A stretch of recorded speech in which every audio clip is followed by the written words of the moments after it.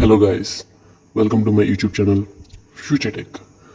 ఈరోజు వీడియోలో మనం రాడ్ రియాలిటీ ఆఫ్ బీటెక్ కాలేజెస్ గురించి తెలుసుకోబోతున్నాం. ఎందుకంటే మొన్న ఎంసెట్ రిజల్ట్స్ వచ్చినాయి అండ్ కౌన్సిలింగ్ కూడా ఒక 20 to 30 days గ్యాప్లో ఉంది. సో మనం అయితే ముందరే తెలుసుకోవడం బెస్ట్. అంటే ఏ కాలేజ్ జాయిన్ అయితే బెస్ట్, ఏంటి, ఏ బ్రాంచ్ తీసుకోవాలి, ఇవన్నీ తెలుసుకోవడం బెస్టే కదా. సో ఈ వీడియోలో నేను ఏం చెప్పబోతున్నానంటే, మీకంటే ఒక డ్రీమ్ జాబ్ ఉంటుంది కదా, ఒక ఇంజనీర్ అంటే ఏదో ఒక ఇంజనీర్, సాఫ్ట్వేర్ కానివ్వండి, మెకానికల్ కానివ్వండి, ఎలక్ట్రికల్ కానివ్వండి, సివిల్ కానివ్వండి. సో ఆ కైండ్ ఆఫ్ మీరు అటు సైడ్ వెళ్ళాలంటే ఏ బ్రాంచ్ తీసుకోవాలనేది నేను ఈ వీడియోలో చెప్పబోతున్నాను గైస్. ఓకే, సో ఫస్ట్ ఏంటంటే బీటెక్ కాలేజెస్ జాయిన్ అవ్వడం కన్నా ముందర స్టూడెంట్స్ కొన్ని డౌట్స్ ఏంటంటే, అసలు బీటెక్ అంటే ఏంట్రా బాబు, అసలు మేము ఏం తీసుకోవాలి, జాబ్ వస్తుందా ఏంటి, అసలు ఏ కాలేజ్ జాయిన్ అవ్వాలి. సో ఇవన్నమాట వాళ్ళకున్న మెయిన్, అంటే ఒక పరంగా ఇవి కూడా డౌట్సే కదా. ఓకే, ఇవి కొంచెం మెయిన్ డౌట్స్ అనమాట. ఇంకా చాలానే ఉంటాయి, వాటన్నింటి గురించి కూడా ముందు ముందు మాట్లాడుకుందాం. సో ప్రస్తుతానికైతే అసలు మీరు ఏం అవ్వాలనుకుంటున్నారో అనే దాని గురించి మాట్లాడుకుందాం. ఓకేనా. సో మీరు బీటెక్ సైడ్ వస్తున్నారంటే ఖచ్చితంగా అయితే ఒకటి సాఫ్ట్వేర్ ఇంజనీరింగ్ సైడ్ అయినా వెళ్ళడానికి, లేదంటే మెకానికల్ ఇంజనీరింగ్ సైడ్ అయినా వెళ్ళడానికి, లేదంటే సివిల్ ఇంజనీర్ సైడ్ అయినా వెళ్ళడానికి, లేదంటే ఎలక్ట్రికల్ ఇంజనీరింగ్ సైడ్ అయినా వెళ్ళడానికి. ఓకే, అసలు ఎవర్రా బాబు వీళ్ళు ఏం చేస్తారు అనే డౌట్స్ మీకు ఉంటే కనుక ఈ వీడియోని ఫుల్గా చూడండి. I will give clarification for each and everything. Okay, మొత్తం అన్నింటికి నేను క్లారిఫికేషన్ అయితే ఇస్తాను గైస్. ఓకే, నేను ఫొటోస్, వీడియోస్, వీడియో కన్నా ఫొటోస్ అన్నీ ఒక ఆర్డర్లో ఉన్నాయి. ఇది బ్రో నువ్వు చెప్పి ఆర్డర్ ఒకలా ఉంది అనుకుంటున్నారు. సో అంటే నేను జస్ట్ ఇది ఎక్స్ప్లెనేషన్ కోసం చేస్తున్నాను. It's my first video, so చిన్న చిన్న మిస్టేక్స్ వస్తాయి. So please forgive me. Okay, ఇంకా వీడియోలోకి వెళ్తే మనం ఓకే ఇంజనీర్ అంటే వీళ్ళు ఉంటారని తెలిసిందే, అసలు వీళ్ళు ఏం చేస్తారు అనేది కూడా మనకు తెలియాలి కదా.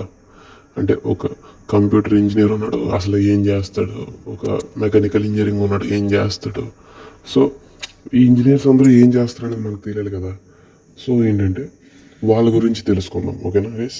Okay, first core functions of software engineer, అంటే సాఫ్ట్వేర్ ఇంజనీర్ ఏం చేస్తాడు అనే దాని గురించి తెలుసుకుందాం గైస్. ఓకే, అంటే సాఫ్ట్వేర్ ఇంజనీర్ అంటే ఏ చేస్తాడంటే అలాగనే కాదు, ఇవి ఏంటంటే మెయిన్ థింగ్స్ అనమాట. అంటే మనం చాలా వరకు సాఫ్ట్వేర్ సిఎస్సి తీసుకున్న వాళ్ళు ఎక్కువ సైడ్ వెళ్ళేదైతే ఇటు సైడ్కి వెళ్తారు. ఓకే, వాటి గురించి మాత్రం చెప్పబోతున్నాను. అంటే సాఫ్ట్వేర్ ఇంజనీర్స్ చేసే మెయిన్ పనులు అనమాట ఇవి. ఓకేనా. First analyse problem and gather requirements. అంటే ఇప్పుడు మనకు అంటే ప్రాబ్లమ్స్ అంటే మీరు ఏదో ప్రాబ్లమ్స్ అనుకోకండి.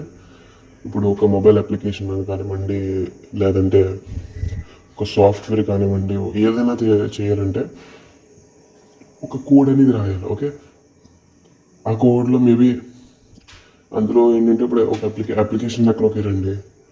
ఇప్పుడు కాలిక్యులేటర్ తీసుకోండి. మన మొబైల్ అప్లికేషన్ కాలిక్యులేటర్ ఉంది. ఇప్పుడు కాలిక్యులేటర్లో మనం 2 నెంబర్స్ని యాడ్ చేస్తున్నాం. కాలిక్యులేటర్ ఓకే యాడ్ చేస్తున్న వీడికి నెంబర్ ఇచ్చేదని 10 ఇచ్చేస్తుంది అటెండెడ్గా కాదు కదా. అందులో ఆల్రెడీ ఒక కోడ్ అనేది రాసి ఉంటుంది. సో అది దాన్ని ఎగ్జిక్యూట్ చేసుకుంటుంది. ఓకే, ఎడిషన్ అంటే ఇలాగా. ఓకే, అదే సో అలాగా అది ఫంక్షన్ అవుతుంది. ఓకేనా.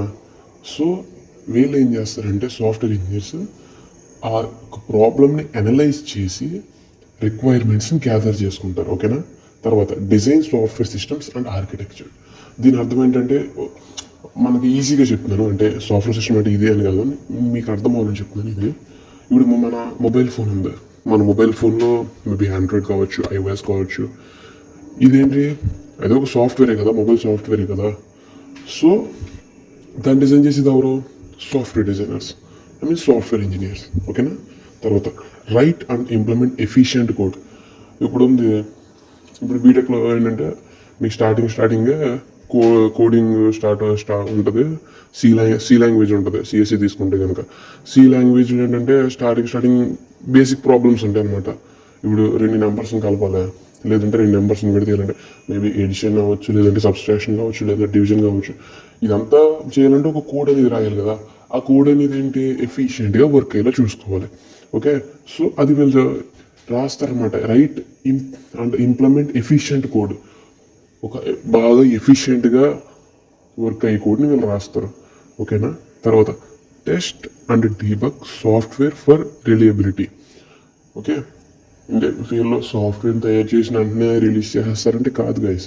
వీళ్ళు ఏం చేస్తారంటే తయారు చేసిన సాఫ్ట్వేర్ని టెస్ట్ చేసి అందులో ఏమైనా ఎర్రర్స్ ఏమైనా ఉన్నాయా, ఏమైనా తేడాగా ఏమైనా ఉందా, మొత్తం అంతా టెస్ట్ చేసి ఏమైనా ఎర్రర్స్ ఉంటే డీబగింగ్ అంటే ఆ ఒక ఎర్రర్స్ని కరెక్ట్ చేస్తారనమాట.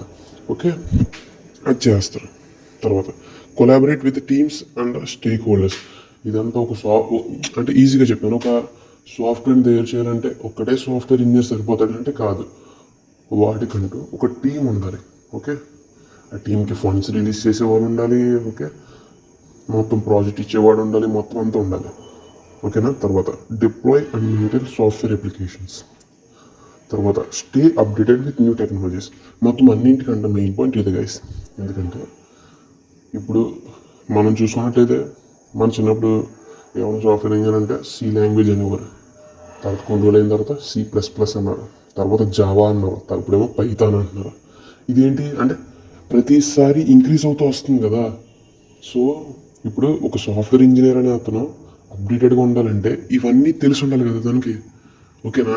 అంటే అప్డేటెడ్గా ఉండాలి. ఓకే, రేపన్న రోజు మార్కెట్లోకి ఈ లాంగ్వేజ్ వస్తుంది, మనకి ఈ లాంగ్వేజ్ ముందులో వచ్చేయాలి, మనం నేర్చుకోవాలి వెంటనే. ఓకేనా. అది సాఫ్ట్వేర్ ఇంజనీర్ చేస్తూ ఉంటారు అనమాట. ప్రతి సాఫ్ట్వేర్ ఇంజనీర్ ఏం చేస్తాడంటే టెక్నాలజీతో అప్డేటెడ్గా ఉంటాడు. ఓకేనా. అంటే సాఫ్ట్వేర్ ఇంజనీర్స్ అంటే వీళ్ళు ఉంటారా అన్నా అని మీరు అనొచ్చు. కాదు గైస్.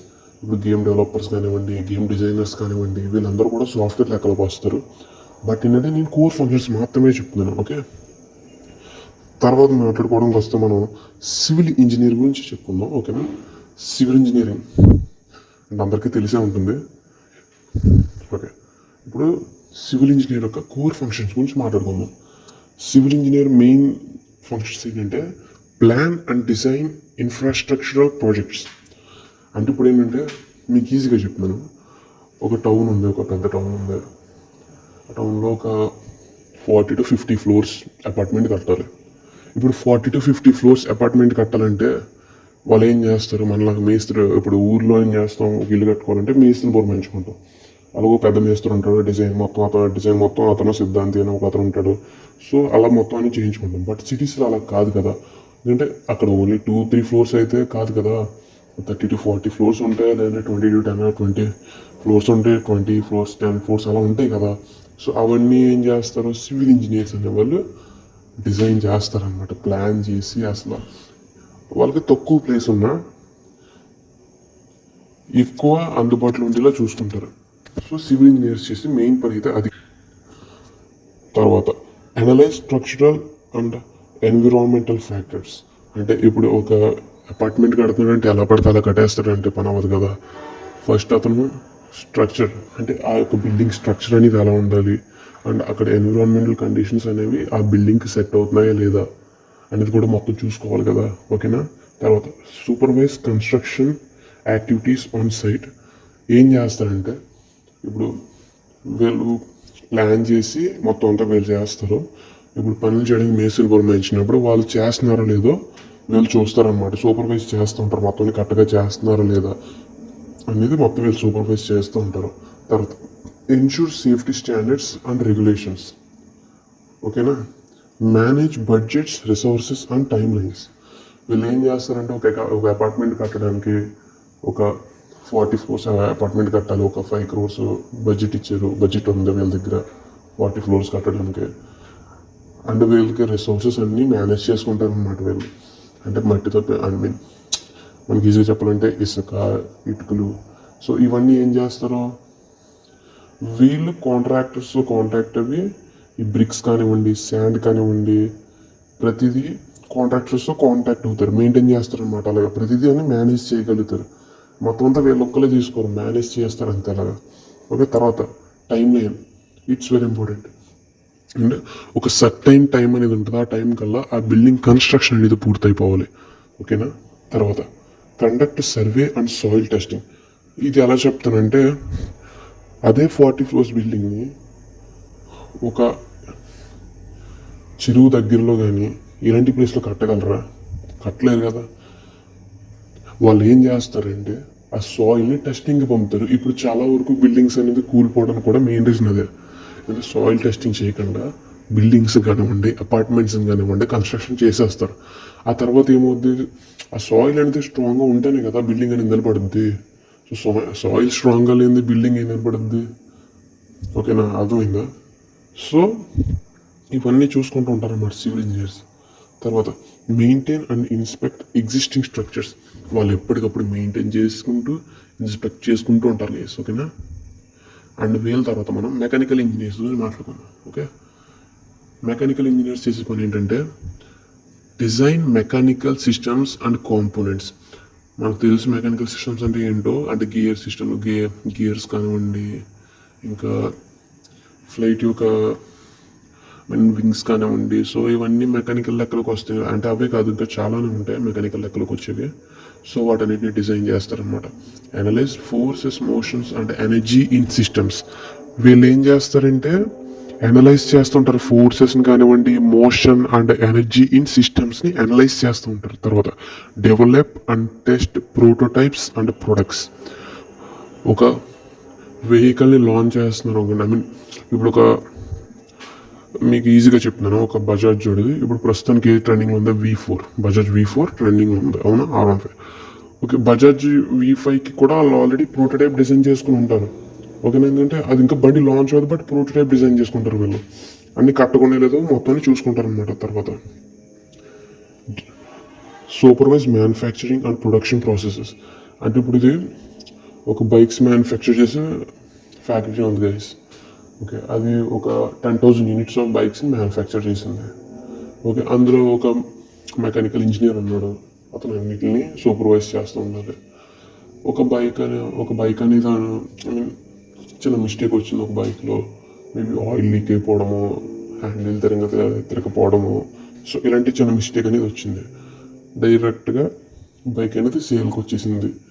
అండ్ ఒక పెద్ద యూట్యూబ్ ఇన్ఫ్లుయెన్సర్ ఒక అతను బైక్ని కొన్నాడు.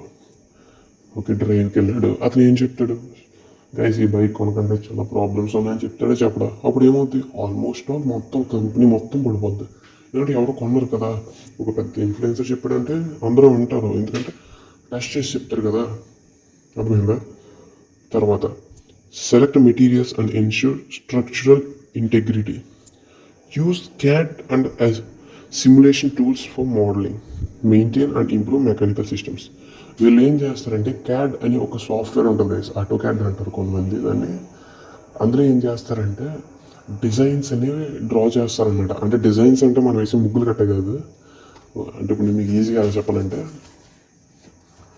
ఒక అంటే ఇందాక చెప్పింది R15 V5 అన్నాడు కదా. ఇప్పుడు V3 V4 బైక్స్ ఉన్నాయి, 2 బైక్స్ ఉన్నాయి. ఇప్పుడు V3తో కంపేర్ చేసుకుంటే V4 బండిలో కొంచెం అడ్వాన్స్ ఫీచర్స్ ఉండొచ్చు, బట్ V4 కన్నా V3 అనేది కొంచెం స్పీడ్గా వెళ్తుంది, అవును కదా. చేంజెస్ అనేవి ఉంటాయి, కానీ స్పీడ్ మాట పక్కన పెడితే కంఫర్ట్ కానివ్వండి, ఏదైనా కానివ్వండి, ఎందులో బాగుంటుంది, V4లో బాగుంటుంది. ఎందుకు, దాంతో పోల్చుకుంటే ఇది కొంచెం మంచిగా డిజైన్ చేశారు. అర్థమైందా? అది ఎందులో డిజైన్ చేస్తారు, CAD అనే సాఫ్ట్వేర్లో ఆ బైక్ డిజైన్ కూడా డిజైన్ చేసి దీన్ని కూడా డిజైన్ చేస్తారు. ఆ తర్వాత రెండిట్లో ఏ డిజైన్ బాగుందో చూసుకుని దాన్ని బట్టి దాని మోడల్ నేమ్ కట్టించు. ఇంకా చాలా పనులు ఉంటాయి అందులో, బట్ నేను ఓన్లీ డిజైనింగ్ గురించి మాత్రమే మాట్లాడుతున్నాను గైస్. ఓకేనా, ఎందుకంటే ఇప్పుడు చాలామంది కింద కామెంట్స్ పెడుతూ ఉంటారు నేను చెప్పిన దాంట్లో చాలా తప్పులు ఉన్నాయని.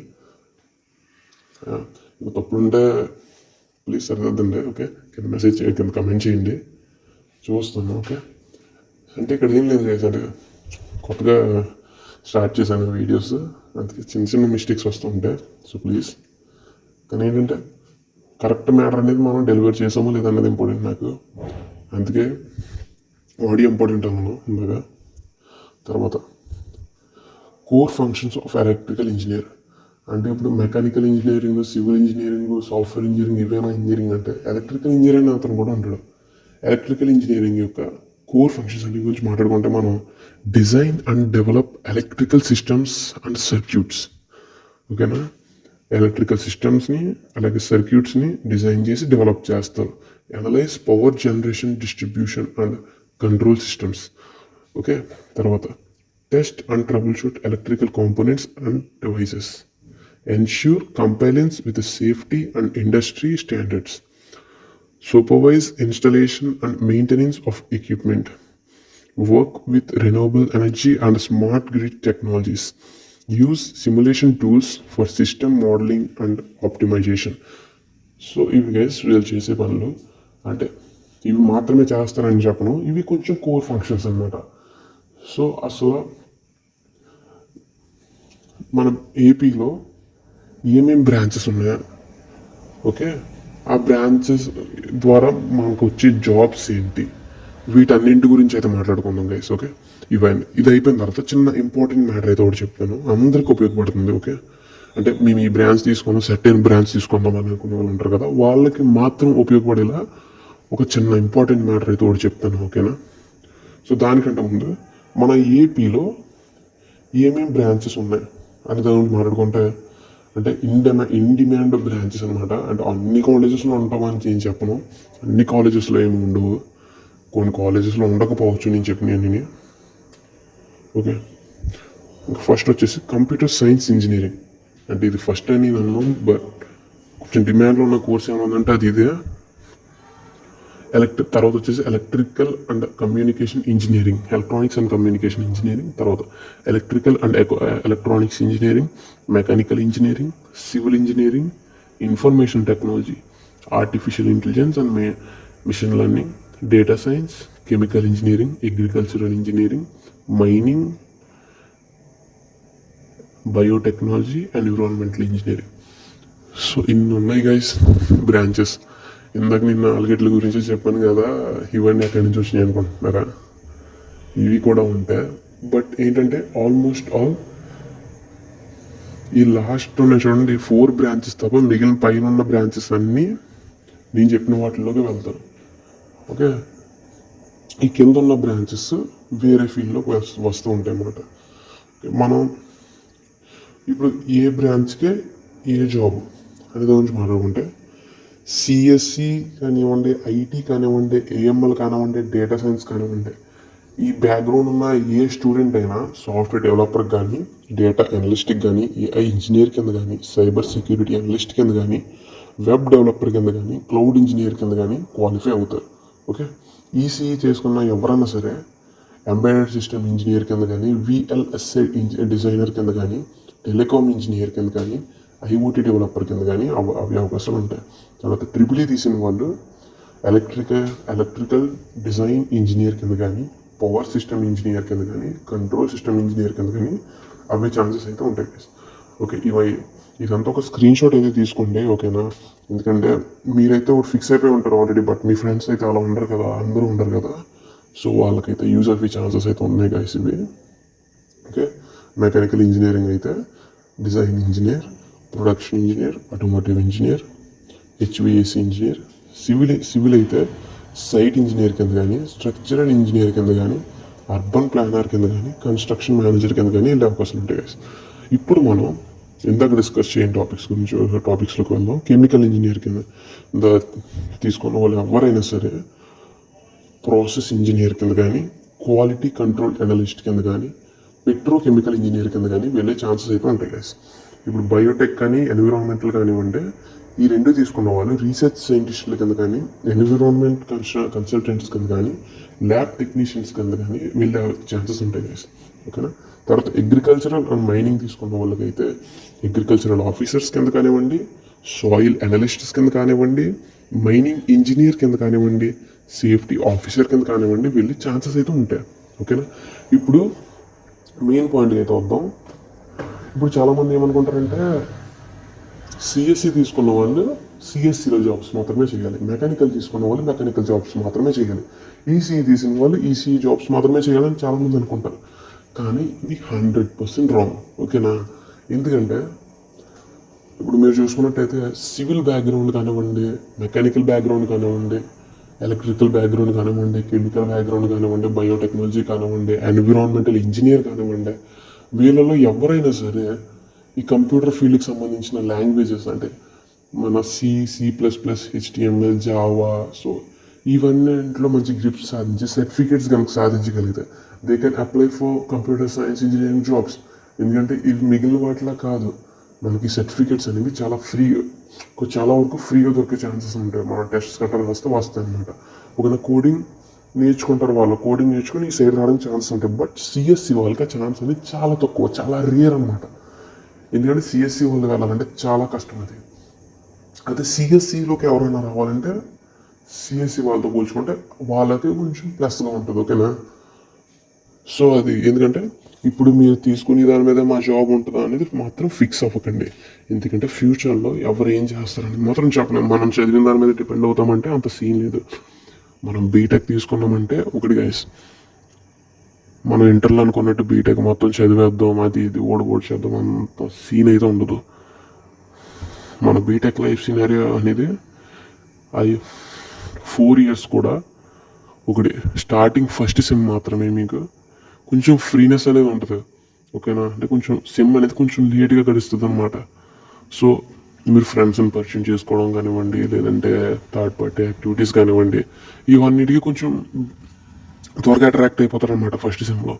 తర్వాత నుంచి ఇంకా ఓకే సెమ్ స్టార్ట్ అయింది, మిడ్ 1 అయింది, మిడ్ 2 వచ్చేసింది, ఓకే ఇంటర్నల్ సెక్షనల్ సెమ్ అయిపోయింది, నెక్స్ట్ సెమ్ అంతే. 4 years అనేది కళ్ళు తెరిచి కళ్ళు మూసుకునేలోకి అయిపోతాయి.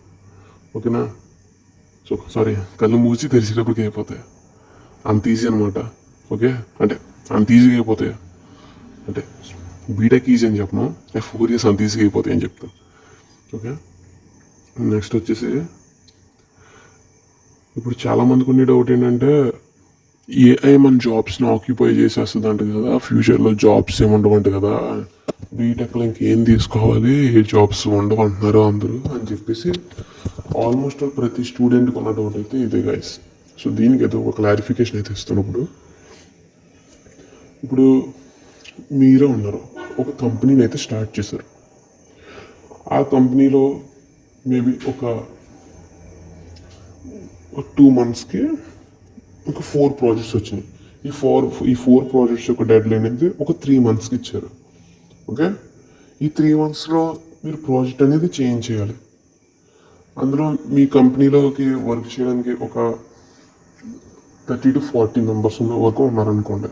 సాఫ్ట్వేర్ ఇంజనీర్స్ కానివ్వండి, డిజైనర్స్ కానివ్వండి, డెవలపర్స్ కానివ్వండి, వీళ్ళందరూ. సో ఇందులో ఒక 5 members ఏఐని యూజ్ చేయడం బాగా తెలిసిన వాళ్ళ ఏఐ ఉండొచ్చు, ఏఐని. ఓకేనా? సో అదే వర్క్ని మీరు ఈ 5 members కాకుండా మిగిలిన వాళ్ళకి ఇస్తే ఈ 4 వాళ్ళు ఇచ్చిన టైం అనేది సరిపోకపోవచ్చు. అదే వర్క్ని ఈ 5 members ఇస్తే కనుక వీళ్ళు ఏం చేస్తారంటే ఏఐని యూజ్ చేసి with in days, not with in months also, with in డేస్లో ప్రాజెక్ట్ని అయితే కంప్లీట్ చేసేస్తారు. ఓకేనా? సో ఇప్పుడు ఏంటంటే ఇప్పుడు మీరే చెప్పండి. సో ఇప్పుడు 25 members మీద శాలరీ పెట్టి మొత్తం అంతా వాళ్ళకి ఇచ్చేసి మనీ వేస్ట్ చేసుకుంటారా, లేకపోతే ఈ 5 members తోటి కంపెనీ రన్ చేసి ప్రాజెక్ట్స్ అనేవి తెచ్చుకొని కంప్లీట్ చేయించుకుని ఓకే మనీ సేవ్ చేసుకుంటారా? ఈ 5 members రన్ చేసుకుంటారు కదా. అదే జరుగుతుంది ఇప్పుడు ఆల్మోస్ట్ వరల్డ్లో ఉన్న ఆల్మోస్ట్ అన్ని సాఫ్ట్వేర్ కంపెనీస్లో జరిగే పని అదే. ఓకే, సో జాబ్స్ ఉన్నాయంటే జాబ్స్ ఉన్నాయి. ఎవరికి పోతున్నాయి? ఏఐని యూజ్ చేయడం రాని వాళ్ళకి మాత్రమే పోతున్నాయి. ఆల్రెడీ మనం స్టార్టింగ్లో చెప్పుకున్నాం, సాఫ్ట్వేర్ ఇంజనీర్ అంటే టెక్నాలజీతో అప్డేటెడ్గా ఉండాలి. ఓకే, ఇప్పుడు కొత్తగా ఏఐ వచ్చింది, ఏఐతో అప్డేటెడ్గా ఉండాలి, ఏఐని ఫుల్గా నేర్చుకోవాలి. ఓకే, ఏఐ నేర్చుకుని ఏఐని వాడడం నేర్చుకున్నాడికి జాబ్ లేకపోయినా సరే వాడు ఒక కంపెనీ పెట్టగలడు, దాన్ని రన్ చేసుకోగలడు. అర్థమైందా? సో అదనమాట. సో ఏఐని యూజ్ చేసి ఎవరైతే వర్క్ని ఎఫిషియెంట్గా చేయగలుగుతారో వాళ్ళకి ఫ్యూచర్లో జాబ్స్ పోయే అవకాశం అయితే లేదు. అర్థమైందా? ఓకే, వాళ్ళు ఏదో చెప్తున్నారు, వీళ్ళు ఏదో చెప్తున్నారు అని మాత్రం నమ్మకండి.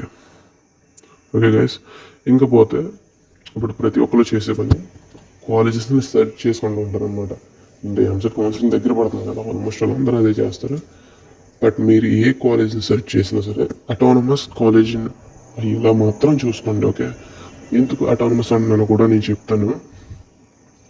ఇప్పుడు మనకి బీటెక్ కాలేజెస్లో 4 types ఉంటాయి. అంటే బీటెక్ ఇంజనీరింగ్ ఫీల్డ్ సంబంధించి మనకి 4 types ఆఫ్ ఉంటాయి అన్నమాట ఇన్స్టిట్యూట్స్ అనేవి. ఫస్ట్ వచ్చేసి జేఎన్టీయూస్. వాటి కింద ఏముంటాయంటే ప్రైవేట్ కాలేజెస్ అనేవి ఉంటాయి, but they are under JNTUK. I mean JNTU కిందకి వస్తాయి అనమాట. జేఎన్టీయూకే కానివ్వండి, జేఎన్టీయూఏ కానివ్వండి. సో వాటి కిందకైతే వస్తుంది ఇవి. సో వాళ్ళు ఏ పేపర్ రిలీజ్ చేస్తారో వీళ్ళు అదే పెట్టాలి, వాళ్ళు ఏ సిలబస్ రిలీజ్ చేస్తారో వీళ్ళు అదే చెప్పాలి, అసలు ఏమీ చేంజ్ చేయకూడదు. ఓకేనా, ఇది సెకండ్ కేటగిరీ. ఇంకా థర్డ్ కేటగిరీ వచ్చేసి అటానమస్ కాలేజెస్. ఓకే, ఇవేంటంటే జేఎన్టీయూకే కానీ, జేఎన్టీయూవి కానీ, జేఎన్టీయూఏ కానీ వాళ్ళు ఇచ్చిన సిలబస్నే వీళ్ళు పెడతారు, బట్ అందులో కొన్ని చేంజెస్ అయితే చేస్తారు. వీళ్ళకి రైట్ ఉంటుంది. అంతేకాకుండా ఎగ్జామ్స్ కూడా జేఎన్టీయూ వాళ్ళు రిలీజ్ చేసిన పేపర్స్ వీళ్ళు పెట్టరు, వీళ్ళు ప్రీవియస్ పేపర్స్ని బట్టి వీళ్ళు వాళ్ళ ఎగ్జామ్ పేపర్స్ని అనేది డిజైన్ చేసుకుంటారు. అండ్ నెక్స్ట్ వచ్చేసి యూనివర్సిటీస్. ఇంకా వీటికి జేఎన్టీయూస్కి అసలు సంబంధమే ఉండదు గైస్. ఓకేనా, వాళ్ళ సిలబస్ వాళ్ళది, వాళ్ళ ఎగ్జామ్స్ వాళ్ళవి, వాళ్ళ కరెక్షన్స్ వాళ్ళవి, వాళ్ళ ప్లేస్మెంట్స్ వాళ్ళవి, మొత్తం అన్నీ వాళ్ళవే. ఓకేనా, ఇందులో మన అటానమస్ కాలేజెస్ వస్తే కనుక అదే బెస్ట్. ఎందుకంటే autonomous colleges are the best.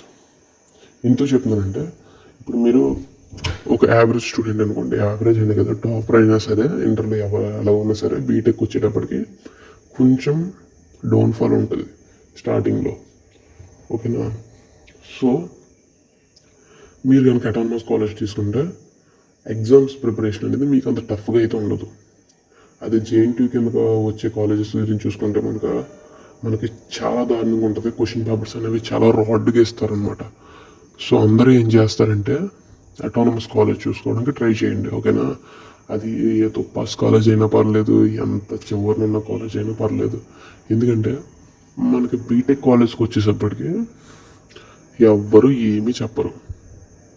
ఓకేనా, అంటే నేను మొత్తం దాని గురించి చెప్తాను, పాయింట్ టు పాయింట్ వెళ్తాను.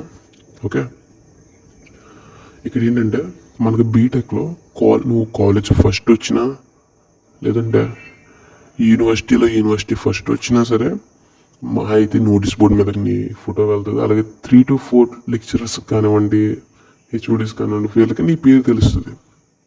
అర్థమైందా? అంతే తప్ప దానివల్ల ఉపయోగం ఉండదు. నీకు ఎప్పుడు బీటెక్లో 7.5 పైన ఉంటే సరిపోతుంది సిజిపి అనేది. నువ్వు బీటెక్లో చేయాల్సిన పని ఏంటంటే నీ స్కిల్ని డెవలప్ చేసుకోవాలి. స్కిల్ అన్నాను కదా అని చెప్పేసి పులిహార కలిపి స్కిల్ కానివ్వండి ఇవి కాదు. స్కిల్ అంటే నీ కోడింగ్ స్కిల్స్. సో అవన్నమాట నేను చెప్పేది. ఓకే, సిఎస్సి అయితే కోడింగ్ స్కిల్స్ని డెవలప్ చేసుకుంటాడు. మెకానికల్ అంటే వాడు చేసే పని యొక్క తీరుని డెవలప్ చేసుకుంటాడు. ఓకే, ఇలా చేస్తూ ఉంటామంటే వాళ్ళు డెవలప్ చేసుకోవాలి స్కిల్ని. ఈ 4 yearsలో చేయాల్సిన పని అదే డెవలపింగ్. ఓకే, నెక్స్ట్ వచ్చేసి ఏదైనా 7.5 సిజిపి మేమేమో 9 గట్ట తెచ్చేసుకోగలం చెప్తారు కదా, ఈనేస్తాం రాసేస్తాం అనేసి అనుకుంటారు. బట్ బీటెక్ కాలేజెస్ ఒక సినారియో ఉంటుంది తెలుసా? ప్రతి బీటెక్ కాలేజెస్ ఒక సినారియో. ఇది ఎవరు చెప్పరు కదా, నేను చెప్తున్నాను. ఏ కాలేజీలో ఎవరు ఏమి చెప్పరు. అర్థమైందా? నువ్వు ఎంత పెద్ద కాలేజ్ అయినా తీసుకో, ఏమి చెప్పడు. ఓ పీపీటీ వేసుకుని వస్తాడు, నైట్ ప్రిపేర్ వస్తాడు, అది వేసేస్తాడు. నేను అందరి గురించి చెప్పట్లేదు, ఒక 30 to 40% ఆఫ్ ఫ్యాకల్టీ గురించి చెప్తున్నాను. ఈ కింద కామెంట్ చేస్తారనమాట, ఏం మేము అలా వస్తున్నామా నీకు తెలుస్తుంది అని చెప్పేసి. వాళ్ళు అలా చేస్తే మాత్రం వాళ్ళ కేటగిరీ, ఎందుకంటే వాళ్ళకి మండిందంటే మరి వాళ్ళ కేటగిరీ అనే కదా. ఓకేనా, సో వాళ్ళు ఏం చేస్తారంటే నైట్ ఒక సర్టన్ పీపీటీని అయితే రెడీ చేసుకుంటారు, ప్రిపేర్ అవుతారు, వస్తారో చెప్పేస్తారు. కానీ మనకి ఎగ్జామ్లో అది పడుతుందా? మనం అది వినడానికి కూడా ఏముండదు. ఏంటంటే అక్కడ ఉన్నది వాళ్ళు చదివి వినిపించేస్తారు అంతే. మొత్తం ఒక 10 to 15 lines ఉందనుకోండి ఒక పేజ్కి. ఆ 10 to 15 lines అనేది వర్సిటీ చదివేస్తారు. అయితే అక్కడక్కడ చిన్న చిన్న ఎక్స్ప్లెనేషన్ అనేది ఇస్తారు. అంతేగాని మనకి క్లారిటీగా ఏంటి అన్నది మాత్రం చెప్పరు. అర్థమైందా? ఎందుకంటే చెప్పడానికి వాళ్ళకు కూడా తెలియదు కదా. వాళ్ళకంటే ఒక సెట్ అయిన గోల్ అనేది ఉంటుంది. ఈ వాళ్ళకి ఇది కంప్లీట్ అయిపోవాలి. ఓకే, అది కంప్లీట్ చేసేసి వెళ్ళిపోతారు అంతే. నువ్వు ఒకవేళ డౌట్ అడిగితే కనుక ఆ పీపీటీలో ఉంటే చెప్తారు, చూసి చెప్తారు. అది కూడా చూడకుండా అయితే చెప్పరు. ఓకేనా, సో అదనమాట ఇక్కడ మనం బాగా గమనించాల్సింది అయితే అది. మీరు ఏ కాలేజ్ పెట్టుకున్నా సరే అక్కడ ఎవ్వరు ఏం చెప్పరు. మీకు మీరే బీటెక్ మొత్తం మీకు మీరే మీ యొక్క రిసోర్సెస్ని ఉపయోగించుకుని మిమ్మల్ని మీరు డెవలప్ చేసుకోవాలి. అందుకే అటానమస్ కాలేజెస్ అన్నారు. ఎందుకంటే అటానమస్ కాలేజెస్ అనేవి ఎగ్జామ్స్ అయితే పాస్ అవ్వడానికి ఉంటుంది. అలాగే ఒక కాలేజ్ అటానమస్ అయిందంటే ఖచ్చితంగా దానికంటూ సెపరేట్గా ఒక లైబ్రరీ ఉంటుంది, ఒక కంప్యూటర్ ల్యాబ్ ఉంటుంది. సో మీకు రిసోర్సెస్ అనేవి అందుబాటులో ఉంటాయి. ఓకేనా. అంటే నేను జేఎన్టీయూ కిందకు వచ్చే ప్రైవేట్ కాలేజెస్లో ఉండవని చెప్పట్లా, అందులోనే ఉండే. బట్ ఎలా ఉంటాయంటే ఒక 100 సిస్టమ్స్ ఉంటే అందులో 90 సిస్టమ్స్ పనిచేస్తే పని చేయవో కూడా చెప్పలేము. అర్థమైందా? అలాగ ఉంటుంది. ఒక 10 సిస్టమ్స్ మాత్రం ఖచ్చితంగా పనిచేస్తాయి, మిగిలిన మనం చెప్పలేము. సో అది అందుకే అటానమస్ కాలేజెస్ అంటున్నాను. ఇంకా అది పోతే మీకు వచ్చిన ర్యాంక్కి అటానమస్ కాలేజ్ వస్తుందా రాదనేది మీకు డౌట్ ఉండొచ్చు. సో మీకు వచ్చిన ర్యాంక్ని కింద కామెంట్ చేయండి. మీకు వచ్చిన ర్యాంక్ ఏ కాలేజెస్లో వస్తుంది అనేది నేనైతే చెప్తాను నెక్స్ట్ వీడియోలో. ఒకవేళ మీకు అది కూడా కావాలైతే నాకు కింద కామెంట్ చేయండి. ఒకవేళ మీకు బీటెక్లో ఈ ఛానల్ని సబ్స్క్రైబ్ అయితే చేసుకోండి ప్లీజ్. ఎందుకంటే మీరు అనుకోవచ్చు మాకు ఏం పెద్ద ఉపయోగపడదు, ఎంసెట్ అయిపోయినా ఆపేస్తారు కదా అని చెప్పేసి. కాదు గైస్, ఇది టెక్కి సంబంధించిన ఛానల్. ఎందుకంటే ప్రతి విషయం చెప్తూనే ఉంటాం ఈ ఛానల్లో. మీరు బీటెక్ జాయిన్ అయిన తర్వాత కూడా మీకు కావాల్సిన కోడింగ్ కానివ్వండి, కోడింగ్ సంబంధించిన రిసోర్సెస్ గురించి కానివ్వండి, ఏదైనా సరే ఫ్రీ రిసోర్సెస్ ఎందులో ఉంటే ఎలా ఉపయోగించుకోవాలి మొత్తం అన్నింటికి మేము అనేది వీడియోస్ చేస్తూ ఉంటాం అన్నమాట. ఓకేనా గైస్? సో ప్రతి దానికి వీడియో వస్తుంది. మీకు ఏ డౌట్స్ ఉన్నా సరే ఒక కమెంట్ అయితే కింద పెట్టండి గైస్. ఎందుకంటే మీకు అంటే ఏదైనా సరే కింద ఒక కమెంట్ పెట్టి మీ ఫ్రెండ్స్తో కానివ్వండి, మీ ఫ్యామిలీ మెంబర్స్తో కానివ్వండి దానికి లైక్ కొట్టించండి. ఓకేనా. అంటే మేము చెక్ చేసుకునేటప్పుడు మాకు తెలుస్తుంది కదా, ఓకే ఈ కామెంట్కి ఇన్ని లైక్స్ ఉన్నాయంటే ఓకే దీని మీద మనం వీడియో తీయాలి. సో దాని మీద మేము వీడియో చేస్తాం. ఓకేనా. ఈ వీడియో ఏంటంటే స్టార్టింగ్ వీడియో కాబట్టి కొంచెం పైపైన చెప్పాను. బట్ మీకు ఇంకా డెప్త్కి వెళ్ళి కొంచెం బాగా చెప్పాలి అని మీకు ఏమన్నా ఉంటే కనుక కొంచెం క్లారిటీగా చెప్పన్నా అంటే I will try to rectify it and I will clarify it. నేను మొత్తం క్లారిటీగా చెప్తాను. ఒకవేళ మీకు కావాలంటేనే కింద కమెంట్ అయితే పెట్టండి, మొత్తం క్లారిటీగా చెప్తాను. మీకు వచ్చిన ర్యాంక్ ఏమేమి కాలేజ్ వస్తుంది మొత్తం అన్నీ తెలుసుకోవాలంటే కనుక కింద కమెంట్ చేయండి. ఓకేనా. మొత్తం 2024 కట్ ఆఫ్స్గా కలిపి ఈ సంవత్సరం ఎంతమంది ఎంసెట్ రాశారు ఇవన్నింటి బట్టి మనం మీకు వచ్చిన ర్యాంక్ ఏ కాలేజ్ వచ్చిందన్నది తెలుసుకుందాం. ఓకేనా. వీడియోలో మొత్తం క్లారిఫికేషన్ ఇస్తాను. ఓకేనా. లాస్ట్ ఇయర్ ఎంత వచ్చినాయి, ఈ ఇయర్ సీట్స్ బట్టి ఎలా వస్తాయి అనేది మొత్తం క్లారిఫికేషన్ అయితే ఇస్తాను గైస్. ఓకే. ఒకవేళ అది కూడా మీకు కావాలంటేనే ఇంకా బీటెక్ లైఫ్కి వస్తే కనుక మనం ఏదో అనుకుంటాం కదా. ఇప్పుడు బీటెక్ సినేరియో చెప్తాను. ఓకే. బీటెక్ కాలేజ్కి వెళ్ళండి, మనం ఫస్ట్ డే వెళ్తాం. ఫస్ట్ డే వెళ్ళండి ఒక 2 to 3 మెంబర్స్ పరిచయం అవుతారు. ఓకే.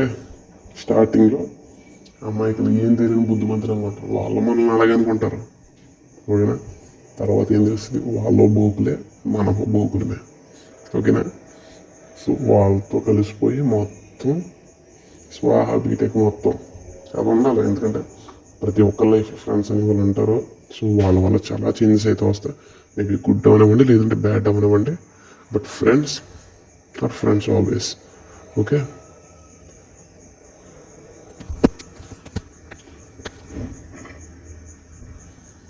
సో గైస్ నేనైతే ఆశించేది అయితే ఒకటే, ప్లీజ్ ఈ ఛానల్ని సబ్స్క్రైబ్ చేయండి. అలాగే మీకు తెలిసిన వాళ్ళతో కూడా సబ్స్క్రైబ్ అయితే చేయించండి, మీ ఫ్రెండ్స్తో కూడా. ఎందుకంటే మొత్తం మీకు ఏమేమైతే కావాలో మొత్తం అన్నింటికి సంబంధించి వీడియోస్ చేయడం జరుగుతుంది. ఇందులో అప్లోడ్ కూడా చేస్తాను. ఇది స్టార్టింగ్ వీడియో కాబట్టి అంత బాగా ఎడిట్ అయితే చేయలేదు, ఏమనుకోకండి. దీనికి రెస్పాన్స్ అనేది బాగుంటే కనుక I will edit the videos perfectly and I will release it.